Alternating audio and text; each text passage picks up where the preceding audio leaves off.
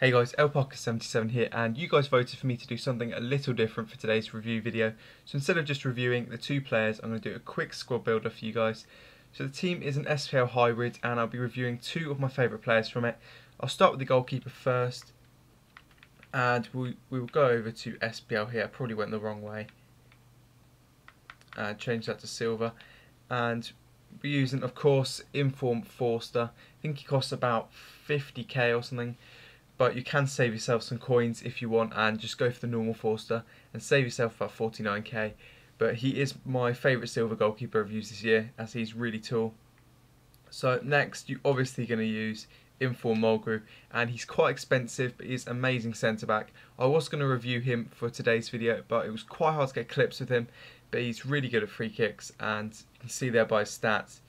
If you want to save yourself some coins, you could just use Wilson there. He's got about 80 sprint speed in game, so if you don't want to pay out all the money for Mulgrew, just get Wilson.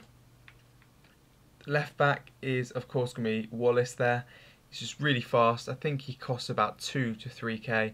He's a great left back, and I use him in other teams as well.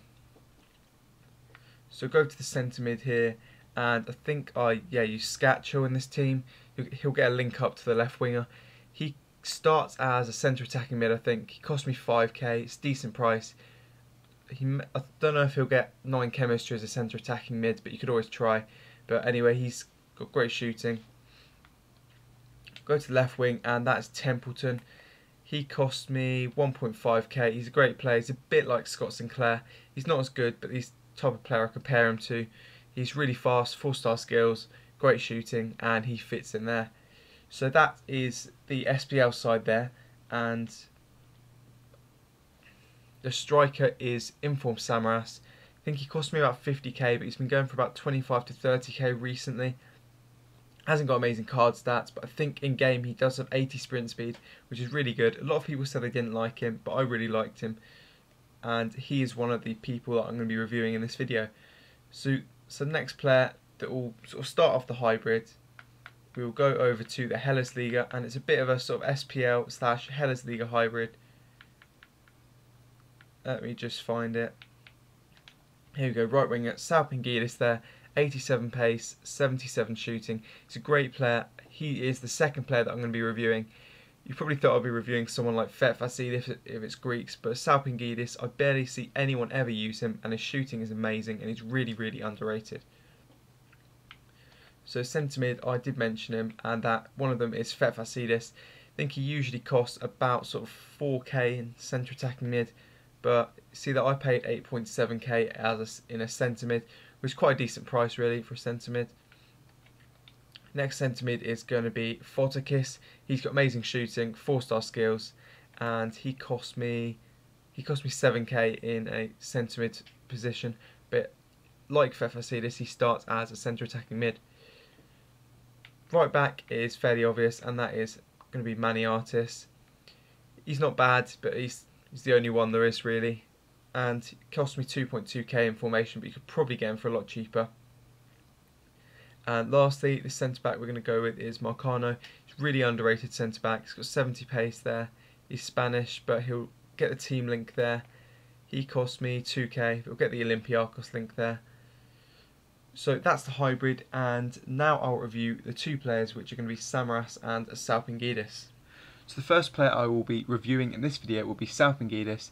You're probably aware of him from the Euros, where he came on to score against Poland in the first match, and he also won a penalty for the Greeks. He's a right mid who plays for PAOK in the Hellasliga, and you can usually get him for 2k, but he's actually out of packs as he's been upgraded to a gold, so you may have to pay more depending on how many are on the market. As I mentioned earlier though, his card stats are pretty crazy for a normal non-informed silver, with 87 pace and 77 shooting, but considering how high those stats are, I never see people using him. I'll show you his in-game stats now, and he's 3-star skills and 3-star weaker foot. He's also right-footed. His physical attributes are really good, with his 88 acceleration, 87 sprint speed, and he also has 76 strength.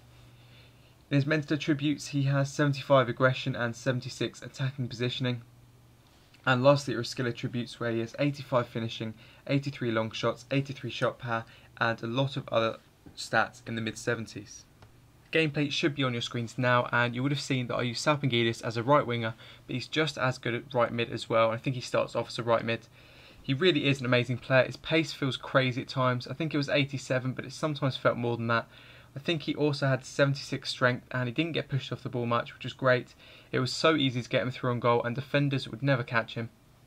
His shooting, of course, is one of the main reasons why he's so good. I didn't really take many finesse shots with him, as it was easier to power it across goal, but when he did get a chance, it was pretty much guaranteed to go in. I also noticed he was amazing at lobbing the keeper. There were so many times that he'd receive a through ball with the goalkeeper rushing out, and chips with him were perfect and nearly always went in. His power shots are the best thing about him though. Although he didn't score any from really far out, his long shots were always on target and really accurate, as they nearly always went in from within sort of 25-30 yards of goal. Didn't realise till I scored a free kick with him that he was also good at taking free kicks. I just took a driven free kick with him to see what he was like, and that went straight into the top corner. So if you take a driven free kick with him, there's always a chance of it going in. His dribbling was fairly good as well. It wasn't amazing, but he had the pace to get past the defenders, and I didn't notice anything wrong with it. To be honest, you can't go wrong with a player like this for 2k. 87 pace and 77 shooting on the card says it all. I don't know why more people don't use him. I know he's not a 4-star skiller, and if he was, he would sell for a lot more, as he'd be even better player than he is, but he gets the job done with 3-star skills, and suppose it keeps his price nice and low. So overall, I have to say, he's definitely worth it. I don't think there are many other silvers with those sort of stats as a winger for his price, so for 2k he's an absolute bargain. And if you haven't used him before, I suggest you do so, as he's an amazing player, and you can easily fit him in with the likes of Fifa and Fotikis like I've done in my team. The next player I'll be reviewing in this video will be IF Samaras, the Greek striker that plays for Celtic in the SPL. You've probably seen him playing for Greece in the Euros as well, and he's the one that links the SPL and the Hellas players together in my hybrid. I paid 50k or so for him a while ago, but nowadays you can pick him up for about 30k on both consoles. Looking at his card stats, to be honest, they're very average. His highest stats are 70 pace, 75 shooting and 75 heading, which for a 74 silver informed striker are really low. We can take a look at his in-games now, and like Salpingidis, he has 3-star skills and 3-star weaker foot. He's also right-footed and 6'4". His physical attributes are terrible, to be honest, with his acceleration at 55. It does bring his sprint speed up to 81 though, which isn't too bad, with his strength at 94. His mental attributes are pretty bad as well, with nothing above the 70s. And lastly are his skill attributes, with his 81 finishing, 84 heading accuracy, 78 long shots, 94 penalties and 85 shot power. So the gameplay for Samaras should be on your screens now, and considering how poor his stats looked, I thought he was quite fun to use. He was frustrating at times because his dribbling is pretty terrible, and although he does have 81 sprint speed, it does take an age for him to actually reach that speed, as his acceleration is dismal at like 55 I think. He did score a lot of goals for me though. I think I ended up scoring like 8 or 9 in one of the matches, as the player I was against was kind of terrible.